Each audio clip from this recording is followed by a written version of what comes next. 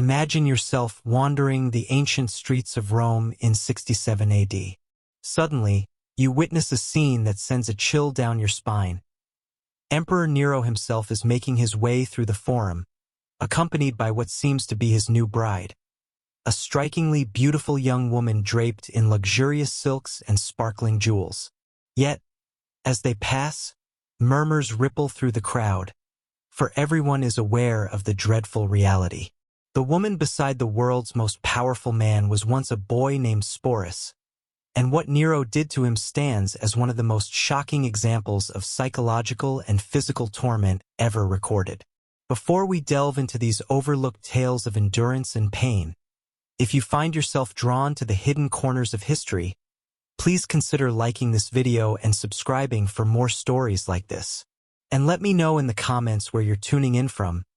I'm always amazed that we can explore these ancient narratives together, no matter where we are in the world, united by our curiosity about the past.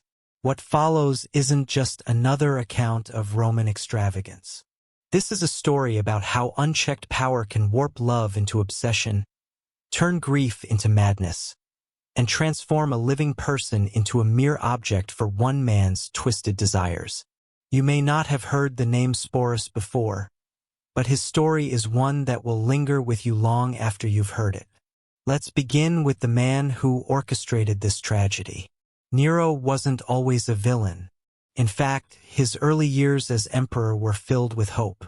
When he became ruler at just 16, many Romans believed they were witnessing the start of a new golden era. He cut taxes, sponsored public games, and even took part in theatrical performances that delighted the masses. But absolute power has a way of corrupting even the most promising leaders, and by 65 AD, something inside Nero had fundamentally changed. Perhaps it was the constant anxiety of knowing that everyone around him coveted his position. Maybe it was the loneliness of being the only person in an empire of 60 million who could never be contradicted, never be challenged, never be told he was wrong. Or perhaps it was the loss of the one person he claimed to love more than anything. Her name was Poppaea Sabina, and she was everything Nero thought he wanted in a partner. Stunningly beautiful, clever enough to match his own grand ambitions, and driven enough to share his dreams of everlasting fame. But Poppaea was more than just a pretty face at court. She had the kind of sharp political instincts that made her a powerful ally or a dangerous adversary. When Nero first met Poppaea, he was already married to Octavia, the daughter of the previous emperor, a cold, loveless political union. Poppaea was everything Octavia was not. Where Octavia was quiet and reserved, Poppaea was lively and commanding. Where Octavia shunned attention, Poppaea thrived in the spotlight. The affair between Nero and Poppaea began as a typical Roman scandal. But what started as infidelity quickly turned into something far more dangerous. A true obsession. Nero wasn't just attracted to Poppaea's beauty. He was consumed by her, to the point that even his closest advisors were alarmed. Ancient historians describe Nero's behavior during this time as increasingly unstable and possessive. He would fly into violent rages if other men so much as looked at Poppaea for too long. He began posting guards around her at all times, supposedly for her safety, but really to monitor her every move. He showered her with gifts that nearly bankrupted the imperial treasury. Jewels from India, silks from China, perfumes from Arabia. But perhaps most tellingly, he began to reshape reality itself to fit his obsession.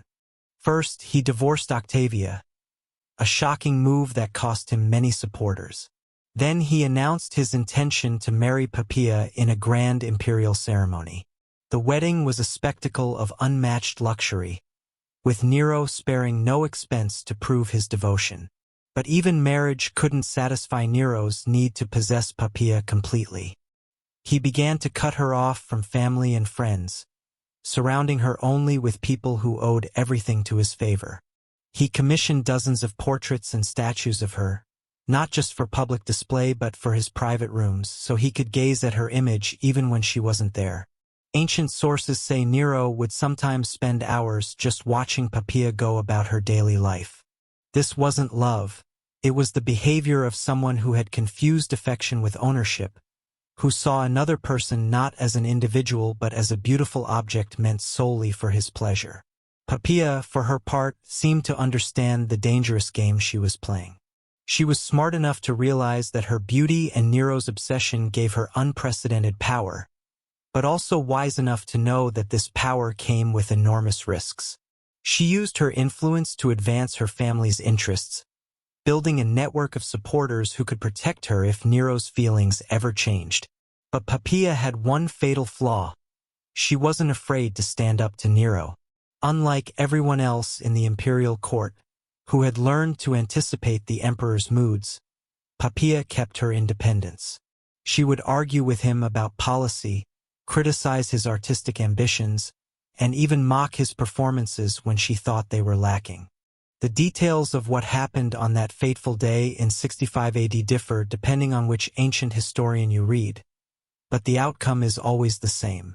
During what began as a typical domestic argument, some say about Nero coming home late from the chariot races, others about his theatrical pursuits, the emperor lost control in a way that would haunt him forever. According to Tacitus, the argument escalated when Poppaea dared to criticize Nero's priorities, suggesting he cared more about his public image than his duties as a husband and father. She was pregnant at the time, carrying what would have been their second child, and perhaps the stress made her less willing to tolerate Nero's increasingly erratic behavior. What happened next has been debated for centuries, but most agree that Nero, in a fit of rage, either kicked or struck his pregnant wife with such force that she suffered fatal internal injuries. Some sources say it was a single blow to her abdomen. Others describe a prolonged attack that left her bleeding and unconscious on the marble floor. Picture the moment when Nero realized what he had done. The man who commanded 30 legions, who could have anyone executed with a word, who was worshipped as a god in the eastern provinces, had just destroyed the one thing he truly cared about. The woman he had obsessed over was dying because of his own uncontrollable violence. Ancient sources describe the aftermath as one of the most pitiful scenes in imperial history. Nero reportedly threw himself on Poppaea's body, alternately begging her forgiveness and commanding her to live, as if his imperial power could even conquer death. He summoned the best doctors in Rome, offering them fortunes to save her life and threatening them with torture if they failed. But it was too late. Poppaea died within hours, taking with her the unborn child who might have been Nero's heir. In that moment, something inside Nero broke. The grief that followed wasn't just emotional devastation. It was a complete break from reality. Nero's mourning became legendary. He refused to have Poppaea's body cremated, as Roman custom dictated, instead having it embalmed and placed in a tomb more elaborate than those of previous emperors. He declared her a goddess, established a cult in her honor, and spent days talking to her corpse as if she could still hear him. The imperial court now had to navigate an even more dangerous environment. Courtiers were expected to play along with the fiction that Poppaea was still alive, referring to her in the present tense and leaving her favorite seat empty at banquets. Anyone who suggested the emperor should move on was immediately exiled or worse. It was during this period that Sporus first came to Nero's attention, though the young man had no idea he was about to enter a nightmare. Sporus was probably around 14 or 15, born into slavery in the imperial household and freed as a child. He had grown up within the palace walls, receiving an education that prepared him for administrative work. This was actually a position of relative privilege. Freedmen in imperial service often enjoyed better conditions than freeborn citizens of lower classes. But this privilege came with total dependence on imperial favor. Freedmen owed everything to their former master's generosity, making them completely vulnerable. They could be raised to great influence, but also discarded, punished, or killed on a whim with no legal protection. What made Sporus stand out to Nero wasn't his intelligence or skills. it was his appearance. Multiple ancient sources agree that the young man bore an uncanny resemblance to the dead Poppaea, especially in his eyes and delicate bone structure. In a world where Romans believed physical likeness suggested a deeper spiritual connection, this similarity would have seemed almost supernatural. The first time Nero saw Sporus after Poppaea's death, something clicked in the emperor's broken mind. Here was a chance to undo the irreversible, to bring back what he had destroyed. The resemblance was so striking that, for a moment, Nero may have actually believed he was seeing Poppaea's spirit returned in a new form. Of course, there was one obvious problem. Sporus was male. But for a man who believed himself a god, who had spent months talking to a corpse, changing someone's gender must have seemed a minor obstacle. What happened next is one of the most calculated acts of cruelty in human history. Nero didn't just force Sporus to dress as a woman. He decided to make the transformation permanent. The emperor summoned the best doctors in Rome and ordered them to perform surgery on the young man, solely to make him appear more feminine. This wasn't just mutilation, it was a systematic destruction of Sporus's identity as a human being. The procedure was dangerous, agonizing, and irreversible, often resulting in death from infection or blood loss. But even if Sporus survived, he would be forever changed, physically, emotionally, and socially. He would never father children, never have normal relationships, never even be considered fully male by Roman society.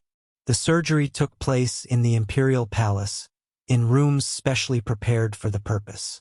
Ancient surgical techniques were primitive, relying on basic tools and crude anesthetics. The process would have been excruciating, lasting hours with a high risk of death. Sporus would have been held down by guards while doctors approached with their instruments, knowing his screams would go unheard. Once Sporus recovered, a process that could take weeks or months, Nero announced something that shocked even the most jaded Roman aristocrats. He was going to marry the young man in a full imperial wedding. Preparations for the wedding took months and consumed vast resources. Sporus was given a new name, Sabina, after the dead Empress, and moved to special quarters where he could be prepared for his new role. Imperial seamstresses created an entire wardrobe, designing gowns to flatter his altered body and conceal any remaining masculine features. Master jewelers crafted ornaments specifically for him, many using gems that had once belonged to Poppaea herself. These weren't just accessories.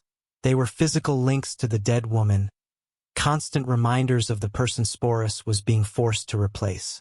Makeup artists taught him cosmetic techniques to feminize his features, how to use kohl to make his eyes look larger, how to apply rouge for rosy cheeks, how to use powders to soften his facial angles. These lessons weren't just about appearance. They were exercises in erasing his original identity. Hairdressers instructed him in elaborate styling techniques popular among aristocratic Roman women. His hair was cut, curled, and arranged in complex patterns, often decorated with expensive ornaments. The process could take hours each day, requiring multiple servants and heated metal tools. But perhaps most psychologically damaging were the lessons in feminine behavior and deportment. Sporus was assigned tutors who taught him how to walk, sit, and gesture in a ladylike manner. He learned how to hold his hands, position his feet, arrange his clothing when seated, and move with grace rather than masculine strength. Voice coaches worked with him to change his speech, teaching him to speak in higher tones and adopt the linguistic habits of Roman women. This was perhaps the hardest part, as vocal patterns are deeply ingrained and difficult to alter. Can you imagine the psychological torment of this transformation? Every day, Sporus was forced to look in mirrors that reflected a stranger's face. Every lesson in feminine behavior reminded him that his identity was being systematically erased. Every piece of jewelry that had once adorned a dead woman was now a shackle, binding him to a role he never chose. The wedding was scheduled for the spring of 67 AD, time to coincide with religious festivals that would add ceremonial weight. Nero spared no expense, treating it as a legitimate imperial wedding worthy of Rome's greatest emperor. The ceremony took place in the largest palace hall, decorated with imported flowers and lit by thousands of oil lamps. Musicians played traditional wedding songs while servants offered the finest wines and delicacies. To outsiders who didn't know the full story, it might have looked like a normal imperial wedding. But those in the know understood they were witnessing something unprecedented and deeply disturbing: the most powerful man in the world publicly marrying a surgically altered teenage boy dressed as his dead wife. The ceremony included all the traditional Roman rituals: exchanging vows, joining hands, sharing sacred bread, signing legal documents to make the union official. The guests played their parts with practiced skill, offering congratulations and expensive gifts while maintaining the appearance of joy. But the atmosphere must have been thick with barely concealed horror, fascination, and the nervous energy that comes from being part of something fundamentally wrong. After the wedding, Nero treated Sporus exactly as he would a legitimate empress. The young man received his own household staff, quarters within the palace, and an income from the imperial treasury. He had his own litter for travel, horses for riding, and a retinue of supporters. But all this apparent luxury came at a terrible price: the complete erasure of his original identity and the constant performance of a psychologically devastating role. Sporus was expected to accompany Nero to public events, sit beside him at state dinners, and play the devoted wife in all interactions. This was not just for show. Nero genuinely seemed to believe he had resurrected Poppaea. He would call Sporus by his dead wife's name, reminisce about shared memories that had never happened, and expect Sporus to play along. For Sporus, every day became a high-stakes performance where the slightest mistake could mean death. He had to remember not just how to look and act like a woman, but how to respond as if he were Poppaea herself. When Nero mentioned events from his previous marriage, Sporus had to react as if he remembered them personally. Ancient sources describe Sporus as becoming increasingly skilled at this deception, developing an almost supernatural ability to anticipate Nero's moods and respond appropriately. But they also note that he grew more withdrawn and melancholic as time passed. Though he continued to play his assigned role perfectly in public, the psychological strain must have been unimaginable. Every morning, Sporus woke in rooms decorated to remind him of a dead woman he'd never met.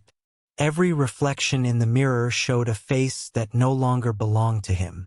Every conversation required pretending to be someone else, with memories and experiences that weren't his own. For more than 2 years, Sporus lived this bizarre existence. But his ordeal reached new heights when Nero decided to tour Greece.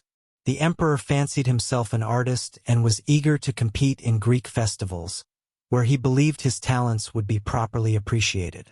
Naturally, Sporus accompanied him, displayed to foreign dignitaries as the Empress of Rome. Imagine Greek aristocrats trying to make sense of their conqueror traveling with a teenage boy dressed as a woman, demanding everyone treat this obvious fiction as reality. But by 68 AD, Nero's excesses had finally pushed the Roman establishment too far.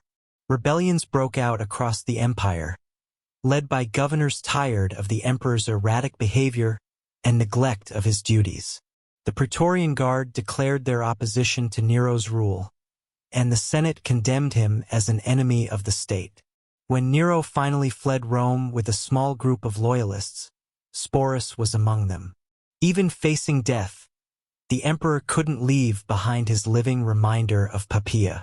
They hid in a villa outside Rome, waiting for either rescue or capture, while Nero alternated between grand escape plans and dramatic preparations for suicide. When word came that his enemies were closing in, Nero finally chose death over capture. But his suicide left Sporus incredibly vulnerable. As one of the most visible symbols of Nero's reign, he was both a valuable prize and a dangerous liability for whoever seized power next. What followed was perhaps even more tragic. Sporus became a political pawn, passed from one powerful man to another like a prized possession. First claimed by Nymphidius Sabinus, then by Otho, then by Vitellius, each treated him much as Nero had, keeping him dressed as a woman and calling him by Poppaea's name. It was under Vitellius that Sporus's nightmare reached its ultimate conclusion. The new emperor decided to use him for public entertainment in the Colosseum, specifically in a reenactment of mythological scenes involving violence and humiliation. For Sporus, this represented the ultimate degradation, being sexually humiliated in front of thousands for their amusement. Rather than submit to this final humiliation, Sporus made the only choice that was truly his own in years. He took his own life, probably by poison, sometime in 69 AD.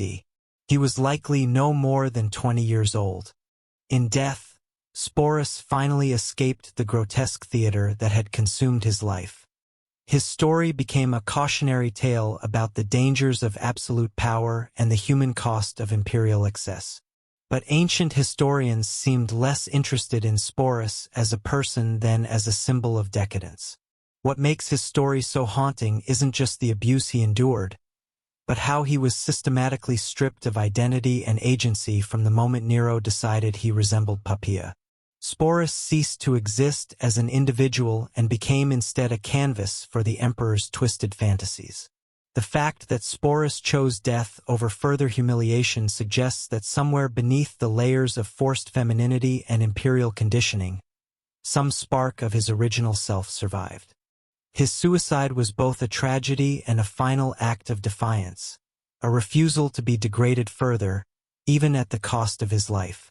Perhaps most tragically, we know almost nothing about who Sporus was before his transformation. What were his hopes and dreams?